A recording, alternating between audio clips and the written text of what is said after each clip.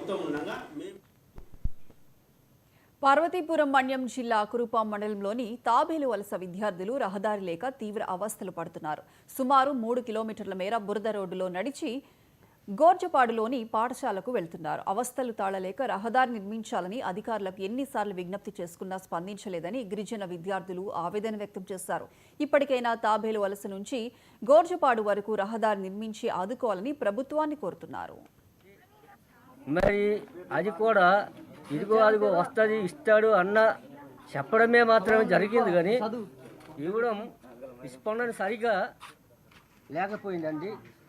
అయితే ఇక్కడ మా పిల్లలు కూడా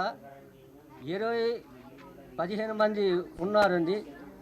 ఈ స్కూలు ఇక్కడ పాఠశాల లేక గోర్జపాడు వెళ్ళి 3 కిలోమీటర్ల దూరంగా ఉంది. బురదతోని వెళ్తున్నాడు, కానీ మాకంత బాధగా లేదు. పిల్లలు కష్టపడి పంపించి చదివిపిస్తున్నాం, కానీ మరి ఈ ప్రభుత్వమైన మాకు రోడ్డు తక్షణంగా స్పందించి రోడ్డు మాకు చేసి ఇస్తారని నేను కోరుతున్నాను. గ్రామం అండి, మండింకల్ పంచాయతీ కురుపం మండలం, పార్వతీపురం మన్యం జిల్లా అండి. మా ఊర్లో వర్షం పడుతుందండి, పిల్లలు స్కూల్కి వెళ్ళడానికి ఇబ్బందిగా ఉందండి. తర్వాత పేషెంట్లకి హాస్పిటల్కి వెళ్ళడానికి కష్టం అవుతుందండి. అలాగే వర్షాలు పడితే మా బళ్ళు కూడా బయట పెట్టాల్సి వస్తుందండి.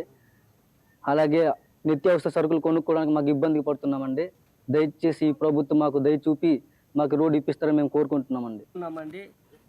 మరి తిరుమల శ్రీవారిని మాజీ